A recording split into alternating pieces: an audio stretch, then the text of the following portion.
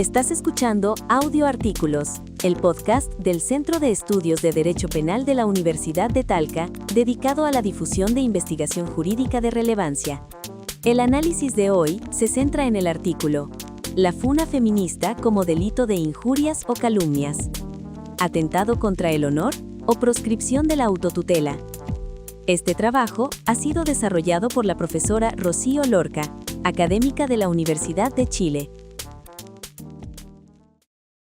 Venga, vamos a meternos en faena con un tema que está en todas partes, las denuncias públicas en redes sociales. Pero ojo, no vamos a hablar del concepto genérico de cultura de la cancelación. Hoy nos vamos a centrar en un fenómeno muy concreto de Chile, la funa, y más específicamente la funa feminista. Para guiarnos, tenemos un artículo académico muy potente de Rocío Lorca que analiza el rompecabezas al que se enfrenta el sistema judicial chileno. Consto, ahí está la clave. El artículo plantea una pregunta fundamental que lo cambia todo. Cuando un tribunal juzga una funa, ¿qué está protegiendo realmente? ¿El honor de la persona denunciada? ¿O está, digamos, más preocupado por defender el monopolio del Estado sobre lo que es y no es justicia? Es un choque de trenes fascinante entre la libertad de expresión, el derecho al honor, y esa idea tan arraigada de que nadie puede tomarse la justicia por su mano. Me parece un punto de partida brutal, porque cambia el foco de quién tiene razón a qué está defendiendo el sistema. Así que, si te parece, vamos a analizar esto a fondo. Primero, entender bien qué es una funa y de dónde sale esa fuerza que tiene. Luego, nos meteremos en el barro de por qué es un arma de doble filo. Y terminaremos en los tribunales, viendo cómo los jueces intentan desenredar este lío y descubriremos que a veces la sentencia depende más de la psicología que de los hechos. Perfecto. Es un viaje con muchas curvas, pero que revela muchísimo sobre las tensiones sociales actuales. Pues empecemos por lo básico. Para quien nos escuche desde fuera de Chile, la palabra funa puede sonar extraña. Entiendo que no es lo mismo que poner un tuit crítico o una mala reseña en Internet. No, va mucho más allá. Muchísimo más. Tiene una carga histórica y política muy potente. El concepto, nace en Chile en los años 90 en la postdictadura. Surge de la frustración y la impotencia ante la impunidad de los responsables de violaciones de derechos humanos durante el régimen de Pinochet. Como la justicia formal no llegaba, o llegaba tarde y mal, colectivos de víctimas y activistas de derechos humanos empezaron a organizar estas funas. ¿Y en qué consistían exactamente en aquel entonces? Porque imagino que sin redes sociales era algo muy diferente. Era algo muy físico, muy de calle. Iban al barrio del torturador o del represor, a su lugar de trabajo, y lo señalaban públicamente, con pancartas, con cánticos. El objetivo era romper el anonimato que les permitía llevar una vida normal. Se trataba de imponerles un coste social, una sanción comunitaria, ya que la sanción penal no existía. De ahí viene el famoso lema que lo resume todo. Si no hay justicia, hay funa. Es una declaración de principios potentísima. Es, en esencia, la creación de un sistema de justicia paralelo cuando el oficial ha fallado. Exacto. Y esa es precisamente la lógica que, años más tarde, hereda y adapta el movimiento feminista. El artículo de Lorca explica muy bien este traspaso. Las activistas feministas ven en la funa una herramienta para denunciar la violencia de género, especialmente el abuso sexual, que es un tipo de violencia que históricamente ha sido, silenciada, normalizada o relegada al ámbito privado. Y donde, de nuevo, la percepción es que el sistema de justicia formal no funciona. Precisamente. Se percibe como un sistema lento, burocrático, que no crea a las víctimas, que las revictimiza durante los interrogatorios y procesos, y que en muchísimos casos acaba en nada. Así que la funa se convierte en una forma de romper ese silencio y de obtener una forma de reparación, aunque sea simbólica y social. Claro, y aquí es donde entra el factor que lo cambia todo, las redes sociales. Lo que antes era un acto en un barrio concreto, ahora puede llegar a millones de personas en minutos. ¿Qué ha cambiado fundamentalmente ahora que se libra en este terreno digital? ¿Se ha perdido algo de su propósito original al volverse tan masivo e instantáneo? Es una pregunta excelente, porque el cambio es radical. Por un lado, el alcance es exponencial, como dices. La funa digital cumple varias funciones simultáneamente. Primero, busca ese castigo social, la estigmatización del funado, que ahora puede perder su trabajo, sus relaciones, su reputación online. Pero hay otra función que la fuente destaca como crucial, la creación de una comunidad de apoyo para la víctima. Ah, Eso es interesante. No es solo un acto de ataque, sino también de defensa. Totalmente. Para muchas víctimas, el acto de publicar su historia y recibir cientos o miles de mensajes de apoyo es la primera vez que se sienten escuchadas, creídas y protegidas. Es una validación que no encuentran en las frías instituciones. Se crea un espacio de solidaridad que tiene un efecto terapéutico y empoderamiento muy fuerte. Pero, respondiendo a tu pregunta, algo sí se ha perdido, o al menos se ha vuelto mucho más peligroso: el control. Una funa en un barrio tenía un límite.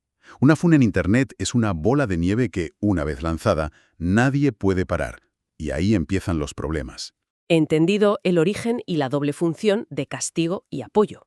Pero, como dices, ahí empiezan los problemas. El artículo de Lorca deja muy claro que esto es un campo de minas y que aunque las funas han sacado a la luz problemas gravísimos, los costes pueden ser devastadores. Sí, y aquí entramos en la gran tensión del fenómeno. El problema central, el que lo complica todo, es que la funa opera al margen de la presunción de inocencia. En la inmensa mayoría de los casos, se expone públicamente una persona cuya responsabilidad no ha sido probada en un juicio. Se le somete a una condena social sin las garantías de un debido proceso. No hay oportunidad real de defenderse, de presentar pruebas, de contraargumentar. Y la viralidad de las redes sociales hace que la defensa sea casi imposible. Una vez que la acusación está ahí fuera, el daño reputacional es casi irreversible, sea cierta o no. Exacto. Y la sanción que impone la multitud digital es completamente impredecible y a menudo desproporcionada. A diferencia de las penas institucionales que están tasadas y buscan ser proporcionales al delito, aquí no hay medida. Se puede desatar la misma ira online por un comentario desafortunado que por una acusación de violación. No se distingue entre niveles de gravedad, no hay matices. El funado queda expuesto a un linchamiento digital que puede afectar a su salud mental, su trabajo, su familia. Me imagino que esto genera un debate enorme, incluso dentro de los propios movimientos que usan la funa como herramienta. Desde luego. El artículo señala que esto ha generado tensiones muy fuertes dentro del feminismo. Por un lado está la necesidad de mantener la solidaridad y el principio de yo te creo como pilar de apoyo a las víctimas.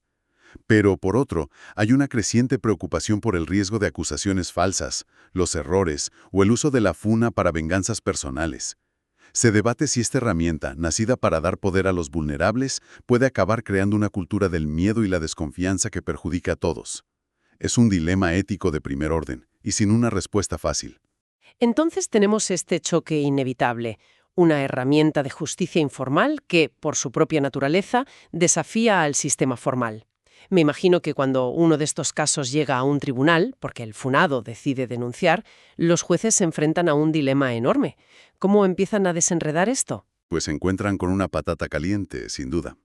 El análisis de Rocío Lorca muestra que hay dos vías principales por las que estos casos llegan a la justicia: la constitucional, a través de recursos de protección, y la vía penal, por delitos contra el honor. Empecemos por la primera, la constitucional. Vale. ¿Qué argumento se utiliza ahí? El argumento central de los tribunales chilenos es calificar las funas como autotutela ilícita. Una palabra un poco técnica. ¿Qué significa exactamente? Básicamente significa tomarse la justicia por su mano. La idea de que en un Estado de Derecho el único que puede investigar, juzgar y sancionar es el Estado a través de sus tribunales. Cualquier acto de un particular que intente imponer un castigo por su cuenta se considera una usurpación de esa función judicial y, por tanto, es ilegal. Entiendo. O sea que, en la práctica, los tribunales suelen dar la razón al funado que denuncia. Sino en que se ha violado el monopolio de la justicia del Estado. El honor de la persona se convierte casi en una excusa para el verdadero objetivo: proteger la autoridad del sistema. Es como si el sistema dijera: el problema no es tanto lo que has dicho, sino que te has atrevido a jugar a ser juez.